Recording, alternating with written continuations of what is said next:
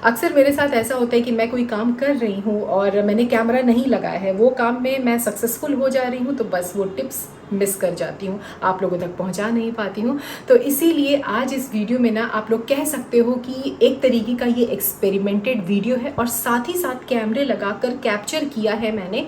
जो भी चीज़ें मैं करती जा रही थी आप लोगों से शेयर करना बनता है। क्यों पता है? क्योंकि इस वीडियो में ना कुछ ऐसे हैक्स, कुछ ऐसे होम मेंटेनेंस टिप्स आप लोगों से शेयर करने वाली हूँ। एक ही प्रोडक्ट का मल्टीपल यूज मैं आप लोगों से इस वीडियो में शेयर करने वाली हूँ। बिना किसी के मदद से कैसे हर दिन आप अपना काम आसान बना सकते हो, वही देखना आज इस वीडियो में। दोस्तों, मैं हमेशा आप लोगों से कहती रहती हूँ ना कि अगर आप अपने घर को हर दिन नीट एंड क्लीन रखना चाहते हो तो उसके लिए छोटे बड़े ऑर्गेनाइजर का इस्तेमाल कीजिए, लेकिन अगर आप अपने घर को वेल मेंटेन रखना चाहते हैं ना तो उसके लिए हर छोटी से छोटी चीज़ का भी नॉलेज होना बहुत ज़रूरी है कि कौन सी चीज़ कहाँ पे इस्तेमाल की जाती है। मान लीजिए अगर आपके घर में ऐसे दरवाजे हैं जिसमें लॉक्स लगे हैं, चैनल्स हैं जो फंस जाते हैं, स्टक हो जाते हैं, तरीके से काम नहीं करते हैं, तो उसके लिए ना WD-40 इस्तेमाल कीजिए। ये बेसिकली ना दोस्तों मल्टीपल मेंटेनेंस स्प्रे है। कहने का मतलब ये है कि आप केवल इसको हिंजेस में ही नहीं बल्कि अगर आपके घर में ऐसे वार्डरोब है जिसमें ताले लगे हैं, जाम हो गए हैं ताले, तरीके से चाबी नहीं लग पा रहा है, फंस रहा है, अड़ रहा है कहीं पे, तो आप इसका स्प्रे कीजिए वहाँ पे। तो ऐसे ही मल्टी यूज़ प्रोडक्ट मैं अपने घर पे रखती हूँ जिसका एक नहीं कई इस्तेमाल आप कर सकते हैं। छोटा सा बॉटल है, 80 से 100 रुपये में आपको मिल जाएगा। आप इसको अपने घर में रखिए दोस्तों, आपको ना किसी भी हेल्पिंग हैंड की ज़रूरत नहीं पड़ेगी। कभी कभार दरवाजे के हिंजेस से अजीब अजीब तरीके का आवाज़ आने लगता है तो बस हल्का सा आप इसका स्प्रे कर दीजिए आप, और थोड़ी देर के ही बाद आप देखोगे जो भी आवाज़ें हैं पूरी तरीके से सप्रेस हो चुकी हैं। हार्ड वाटर स्टेन से तो दोस्तों हम सब आए दिन परेशान रहते हैं। जहाँ जहाँ पानी का काम रहेगा, जहाँ उसको स्टोर करने का ऑप्शन दिया रहेगा, जहाँ से वो फ्लो करेगा भाई वहाँ तो आपको स्टेन्स दिखेंगे ही। अब अपने बस का तो नहीं है कि हम हार्ड वाटर को सॉफ्ट वाटर में कन्वर्ट कर सके, लेकिन बहुत सारे ऐसे रिक्वेस्ट मिल रहे थे कि बाल्टी के अंदर जो स्केल्स जम जाते हैं उसको किस तरीके से हटाया जाए। तो ये सिर्फ आपके साथ ही नहीं दोस्तों, मेरे साथ भी ये पंगा फंसते रहता है। जो आप ये टब देख रहे हो किस तरीके से गंदा हो रखा है, लेकिन इसकी सफाई करने के लिए भी ना मैं ज़्यादा मेहनत तो करती नहीं, ज़्यादा इसमें टाइम बर्बाद नहीं करती। तो क्या करती हूँ, एक बारी आप देख लीजिए, हो सकता है कि आपको मदद मिल जाए। ये जो ब्लू कलर वाला जो हार्पिक आता है जिसको बेसिकली आप टॉयलेट क्लीनर बोलते हैं, बस वही चीज़ आपको यहाँ पे इस्तेमाल करना है। अगर लगता है कि स्केल्स बहुत ज़्यादा क्वांटिटी में है तो थोड़ा आपको इसका अमाउंट बढ़ाना पड़ेगा। डिजल कर दीजिए और एक पतला ब्रश ले करके अच्छे तरीके से आपको फैलाना पड़ेगा।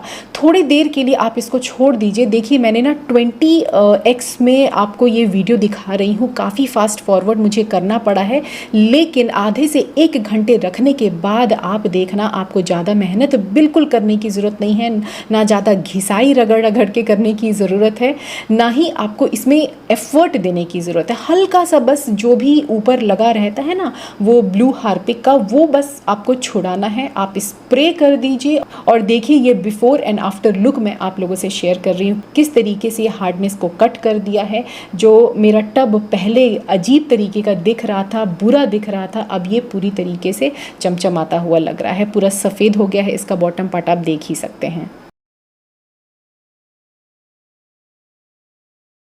अगर मैं किचन क्लीनिंग के बारे में बात करूँ ना तो इस मामले में मैं मतलब वैसी हूँ कि जब मुझे ज़रूरत है मैं तभी यहाँ पे हाथ लगाती हूँ। कहने का मतलब ये है कि अगर ज़रूरी है हैंडल्स वगैरह साफ़ करना है, दूर से देखोगे तो पूरा चमचमाता दिखेगा, सामने देखोगे तो ग्रीसी ग्रीसी सा ऐसा स्टेन्स लगा रहेगा। तो इसकी सफाई में मैं फिर कटौती नहीं बरतती हूँ।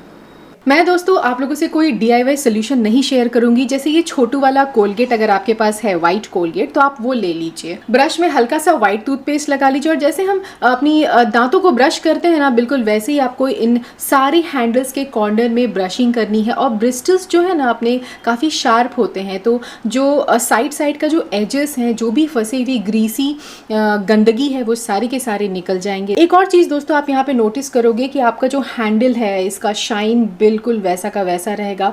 ग्रीस अगर इसके ऊपर भी लगी हुई है, चिपचिपापन अगर इसके ऊपर भी है तो भी वो खत्म हो जाएगा। आपको सिर्फ 2 मिनट के लिए ये सोल्यूशन को छोड़ना है। कोई भी वेट कपड़े से, जो भी सॉफ्ट कपड़े हैं, ज़्यादा बारीक वाला कपड़ा लीजिएगा तो डर लगता है कहीं सनमाइका में भी स्क्रैचेस ना पड़ जाए। तो देखिए अब आपको पहले का भी दिख जाएगा कि कैसा इसका कंडीशन था और अभी पोंछने के बाद ये कैसा लग रहा है। वैसे तो दोस्तों देखिए हफ्ते में 1 दिन आपको कर ही लेना चाहिए क्योंकि बारीक चीज़ें हैं दिखती नहीं हैं, लेकिन अगर आपको लगे कि भाई आपके पास टाइम नहीं है तो आप ना 15 दिन में एक बार ये चीज़ इस्तेमाल कर सकते हैं। आपका टाइम भी नहीं लगेगा और आपका किचन भी साफ लगने लगेगा और जो भी हैंडल्स हैं ना ये भी चमचमाते दिखेंगे हमेशा। देखिए दोस्तों, ये छोटू सा बाथरूम है हमारा। वैसे दूर से देखोगे तो काफ़ी साफ़ सुथरा चमकता हुआ नज़र आएगा, क्योंकि यहाँ पे जो टाइल्स है वो वाइट लगे हुए हैं, तो जाहिर सी बात है उसका इफेक्ट बड़ा ही अच्छा रहता है। लेकिन अगर आप ध्यान से देखोगे ना तो जहाँ पे भी टाइल्स लगे हुए हैं तो जो जॉइनिंग पार्ट है ना वो कहीं कहीं निकल गए हैं, फिलर्स निकल गए हैं, तो उसका ब्लैक स्पॉट आप यहाँ पे देखना ध्यान से। तो ये कई कई जगह पे नीचे फर्श में भी हो रखा है। अगर आपको भी ये प्रॉब्लम हो रहा है तो प्लीज़ नज़रअंदाज मत कीजिएगा। अब देखो यार, मुझे तो ये बिल्डर ने जैसा हैंडओवर किया था अभी तक कोई काम हमने नहीं करवाया है, लेकिन मैं सोच रही हूँ कि अगर मैं इसको ज़्यादा नज़रअंदाज करूँगी ना, क्योंकि हम यहाँ पे देखो नहाते हैं तो जाहिर सी बात है पानी नीचे गिरेगा, टाइल्स के बीच में गैप है ना, वहाँ से पानी एब्जॉर्व करके पीछे बैल्कनी में चला जाएगा, तो फिर वही पंगा फंसेगा सीपेज का, डैम्पनेस का। तो अगर आप भी ये प्रॉब्लम फेस कर रहे हो तो एक बढ़िया सा आपसे हम सोल्यूशन शेयर करने वाले हैं। लेकिन देखिए दोस्तों, कोई भी चीज़ इस्तेमाल करने से पहले मुझे प्रॉपर नॉलेज होना उसका बहुत ज़रूरी है। तो इसीलिए मैं आ गई पेंटिंग वाले शॉप पे, जहाँ पे वॉल पुट्टी सीमेंट वगैरह मिलता है। तो यहाँ पे पता चला कि रॉफ कंपनी का ये टाइल जॉइंटर आता है जो कि पाउडर फॉर्म में रहता है। ये बेसिकली 1 kg का है, 3 कलर्स में आते हैं, एक ब्लैक, एक आइवरी और एक प्योर वाइट। तो जैसा भी आपका टाइल्स का कलर है उसके हिसाब से आप जॉइंट फिलर ले सकते हो। ग्राउटिंग करने के लिए ना एक छोटे से डब्बे में रॉफ कंपनी का आपका T14 करके देखना, इस तरीके का एक एडिटिव आता है जिसको आपको मिक्स करना होता है ये पाउडर में। कोलगेट पेस्ट होता है ना, बिल्कुल उसी तरीके से आपको ये मिक्स करके बनाना होगा। और जहां जहां आपको लग रहा है कि फिलिंग करनी है आप वहां पे प्रॉपर फिलिंग कर दीजिए with the help of spoon, spatula और जो भी पत्ती आती है ना आप वो भी इस्तेमाल कर सकते हैं।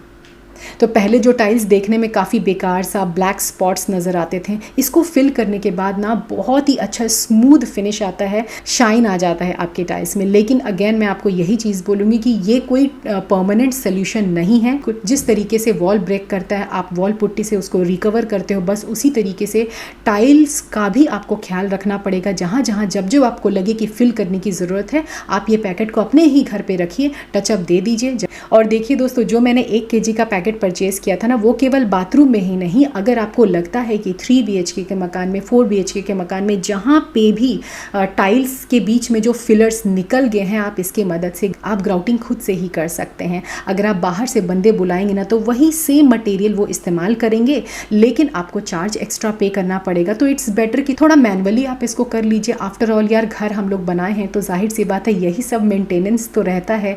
कभी दीवार टूट जाता है तो थोड़ा बहुत उसकी मरम्मत करनी पड़ती है, टाइल्स अगर ब्रेक होने लगते हैं तो उसको भी ठीक कराने की ज़रूरत पड़ती है। तो हर एक चीज़ मार्केट में अवेलेबल है, बस अपने को सही टाइम पे सही चीज़ इस्तेमाल करना है।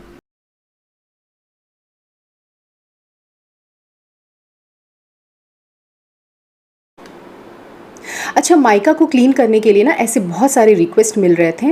तो देखो, मेरे पास ना माइका का टुकड़ा रखा हुआ था। कोई भी चीज़ नया ट्राई करने से पहले ना मुझे थोड़ा सा झिझक होता है। सैंपल के ऊपर अगर मैं करूँगी तो नुकसान तो कुछ होने वाला नहीं है, तो इसलिए मैंने सिर्फ ग्रीस रिमूवल, जो मैं चिमनी में अक्सर यूज़ किया करती हूँ ग्रीस हटाने के लिए, एक बार फाइनली मैंने सोचा कि इसको ट्राई करके देखते हैं। और क्या होता है ना कि इसके अंदर केमिकल डले रहते हैं, तो मैंने कभी आज से पहले ट्राई किया नहीं था, तो सोचा छोटे टुकड़े में ही ट्राई करके देखते हैं। अगर डिस्कलर होगा तो यहीं पे पता चल जाएगा हमें। स्प्रे करने के बाद ना जो शाइन था ना वो माइका का अलग से ही दिख रहा था।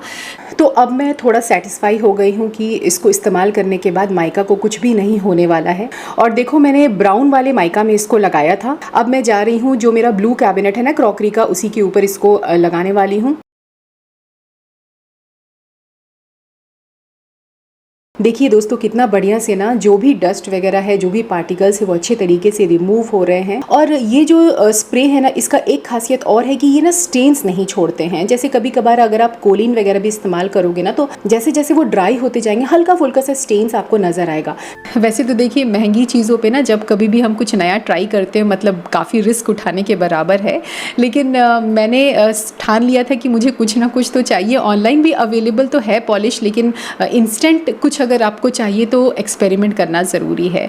तो हमने किया टेस्ट, और एक बढ़िया सा रिज़ल्ट आज आप लोगों के सामने हमने शेयर भी कर दिया है। अब आप लोग इसको बेफिक्र होकर के इस्तेमाल कर सकते हो। ऑल पर्पस क्लीनर के तरीके ये काम तो कर ही गया है। तो मेरा तो मैट फिनिश था ये, अगर आप लोग चाहो तो अगर आपका शाइनी माइका है तो उसके ऊपर भी आप इसको इस्तेमाल कर सकते हो। लेकिन दोस्तों ऐसा नहीं कि अगर मैंने कह दिया तो आपको करना ही है। पहले ज़रा सा आप इस्तेमाल करके देख लीजिए, अगर कोई भी नुकसान नहीं है तो फिर आगे आप कंटिन्यू कीजिए, पूरे सरफेस में इसको लगाइए।